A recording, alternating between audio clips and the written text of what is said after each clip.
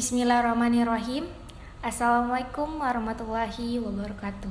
Perkenalkan, nama saya Nurul Alisa Asnal, nomor stambuk 040219 0410. Saya dari kelas C6, Etika dan Tanggung Jawab Profesi. Baiklah, untuk mengefisienkan waktu, saya akan langsung menjawab pertanyaan soal nomor 1. Pada menit keberapa pada video tersebut penjelasan tentang hakikat kode etik, fungsi kode etik, tujuan kode etik, dan rahasia profesi?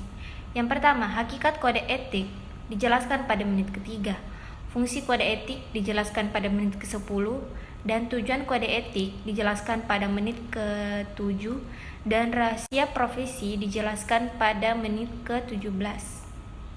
Baiklah, selanjutnya saya akan beralih ke pertanyaan nomor 2, yaitu apa makna yang terkandung pada hakikat kode etik? Hakikat kode etik adalah pencerminan setiap profesi berupa suatu ikatan, aturan atau tata tertib dan norma yang harus diindahkan atau kaidah yang berisi petunjuk, larangan-larangan yang tidak boleh diperbuat atau dilakukan para anggota organisasi. Kode etik merupakan suatu tuntutan bimbingan, pedoman moral atau kesusilaan dalam suatu profesi yang disusun oleh dan mengikut para anggotanya dalam menjalankan profesinya. Baiklah, selanjutnya saya akan menjawab pertanyaan nomor 3, yaitu apa kaitan antara kode dengan hukum? Ada dua aliran dalam memandang hubungan antara etik dan hukum. Yang pertama, naturalik, yaitu memandang bahwa etik dengan cara tertentu mempunyai relevansi terhadap isi dan berlakunya hukum positif dan tidak membedakan secara tajam dan prinsip antar norma, etik, dan hukum. Yang kedua itu positivism, yaitu yang lebih berkonsentrasi pada isi hukum yang berlaku atau hukum positif yang asasnya mengenal pemisahan antara etik dan hukum. Kode etik berkaitan erat dengan norma hukum karena kode etik juga mengandung nilai-nilai untuk mencapai kebenaran yang ditujukan kepada individu, anggota profesi yang asasnya mengenal pemisahan antara etik dan hukum. Kode etik berkaitan erat dengan norma hukum karena kode etik juga mengandung nilai-nilai untuk mencapai kebenaran yang ditujukan kepada individu, anggota profesi sekaligus anggota masyarakat yang juga harus mematuhi ketentuan hukum positif.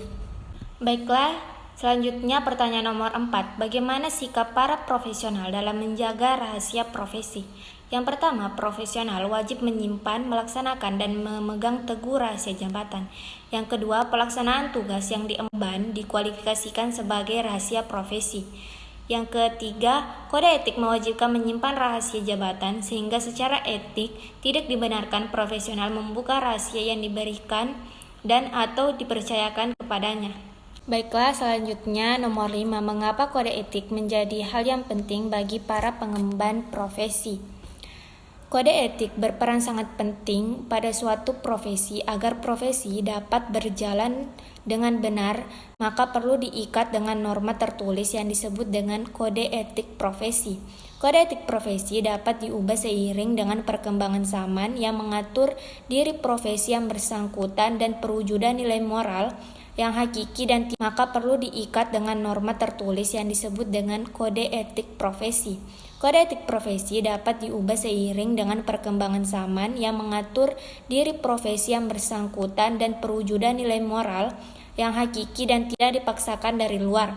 Jadi, kode etik diadakan sebagai sarana kontrol sosial dan untuk menjaga martabat dan kehormatan profesi, serta melindungi masyarakat dari segala bentuk penyimpangan atau penyalahgunaan keahlian. Baiklah, itu tadi pemaparan tentang jawaban saya untuk soal yang diberikan. Sekian, wabillahi taufiq wal hidayah. Wassalamualaikum warahmatullahi wabarakatuh.